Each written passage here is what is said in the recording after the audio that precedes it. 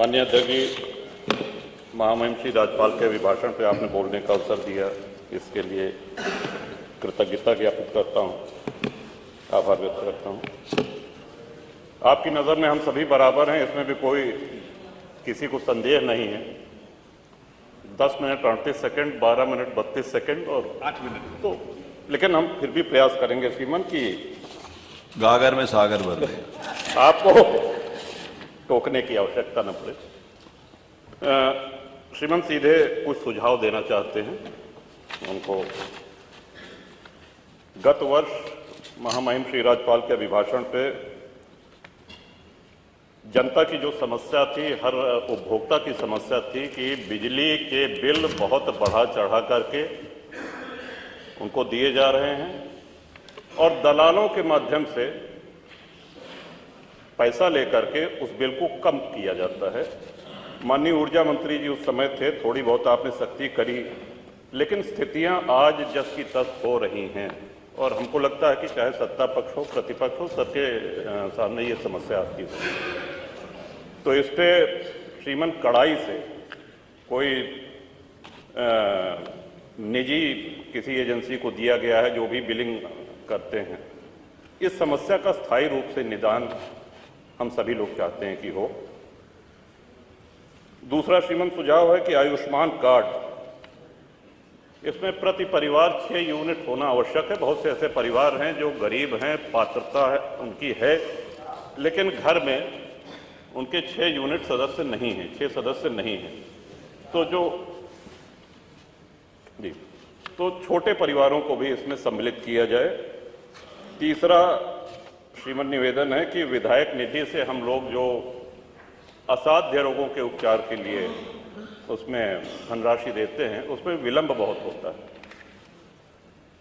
पहले तो जिले में जब वो जाता है तो सारे अधिकारी मिल के साध्य है कि असाध्य है, श्रीमान रोग होता है, बीमारी होती है और 1.5 से 2 महीने से अधिक लग जाता है पैसा पहुंचने में। तब तक प्रायः ये होता है कि मरीज तब तक उपचार की स्थिति में नहीं रहता, वो जा चुका होता है।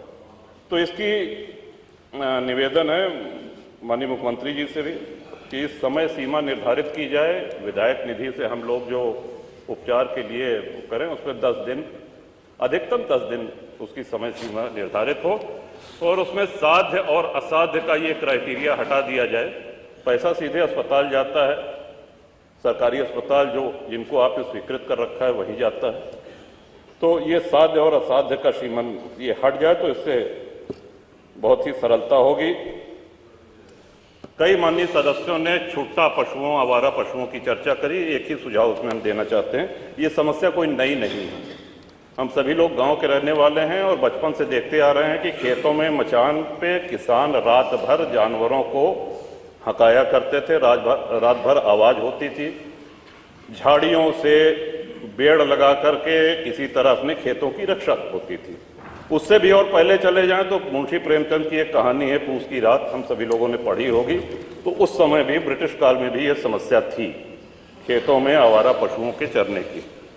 श्रीमान गौवंश को काटा तो नहीं जा सकता, मारा नहीं जा सकता है। हम ही लोग हैं जो अपनी गायों को छोड़ते हैं, जब वो दूध देने लायक नहीं रह जाती हैं, हमारी ही छोड़ी हुई गायें हैं और उसके लिए हमको स्वयं उनको घर पे रखना पड़ेगा। हाँ, एक सुझाव ये अवश्य है कि अगर हम ब्याज मुक्त ऋण अपने खेतों को बाड़ेबंदी करने के लिए किसानों को दें तो इससे बहुत हद तक समस्या का समाधान हो सकता है। बगैर ब्याज के किसानों को तार बांधने के लिए, बाड़ेबंदी करने के लिए ऋण दिया जाए। श्रीमान, अब मैं आना चाहता हूं कि इस सदन में इस महामहिम श्री राज्यपाल के अभिभाषण में प्रभुराम की जितनी चर्चा हुई उतनी हमको नहीं लगता है कि इसके पहले कभी भी सदन में हुई हो। और सत्ता पक्ष और प्रतिपक्ष भी ये जाहिर करने में लगा रहा कि हम भी भगवान राम के भक्त हैं। भगवान राम सबके हैं, सर्वव्यापी हैं, सर्वव्यापक हैं। बड़ा सौभाग्य था हमारा श्रीमान, 22 तारीख को बहुत कम लोगों को आमंत्रण मिला था, वहां जाने का अवसर मिला।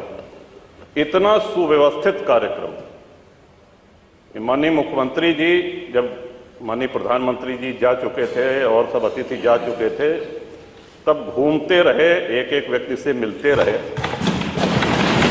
और वो बड़ा भावनाओं का अतिरेक था।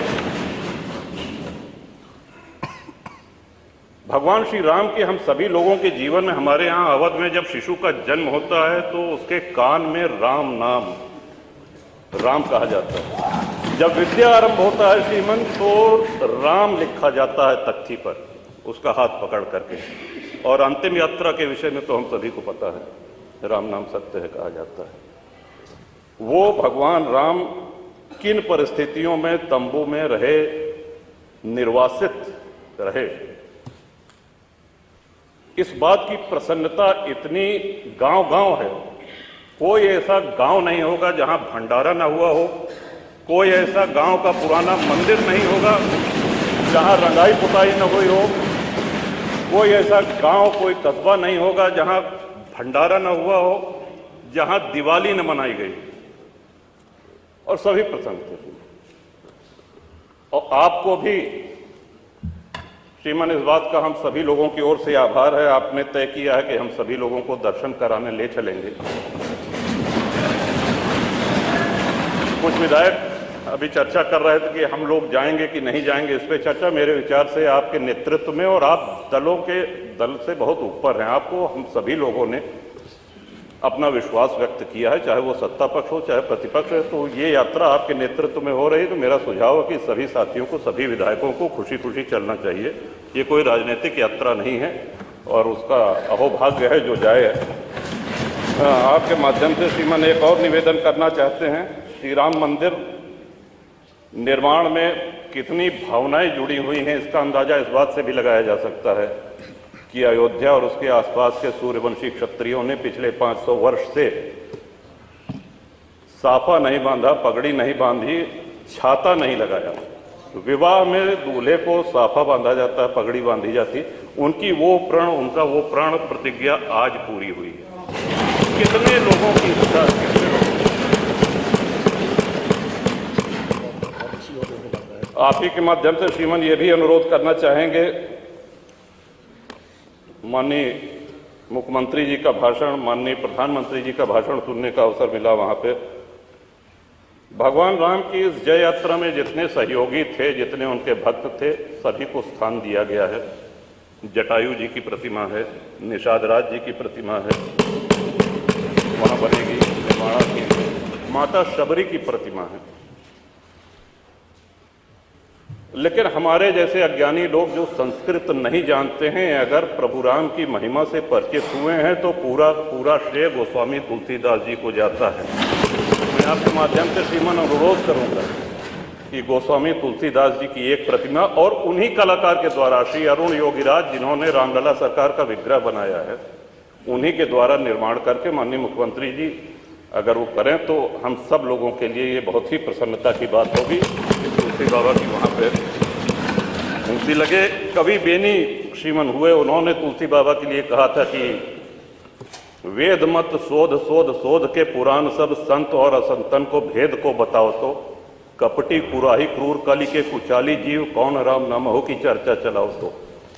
कहे कवि बेनी मानो मानो हो प्रकृति, पाहन हिये में कौन प्रेम उपजाओ तो, और भारी भव सागर उतार तो कौन पार, जो पे रामायण तुलसी न गाओ तो तुलसीदास जी की वाणी, उनके ग्रंथ को कितने श्रद्धेय कथावाचकों ने हम लोगों को सुनाया है और भवसागर पार किए हैं।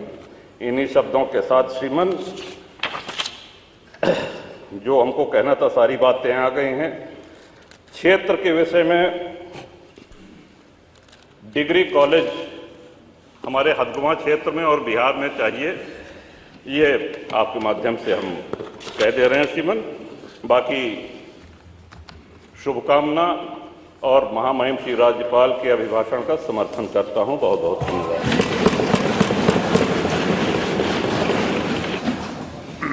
माननीय नेता प्रतिपक्ष श्री अखिलेश यादव।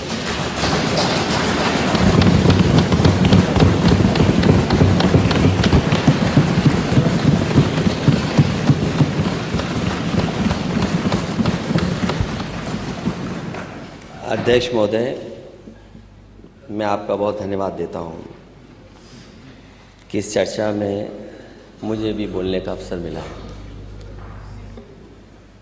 ये चर्चा जहां से शुरू की गई, डॉक्टर नीरज वोरा जी ने शुरू की थी और लगातार माननीय सदस्यों ने अपनी बात रखी है। इस अभिभाषण में बहुत सी बातें आई हैं। अध्यक्ष महोदय,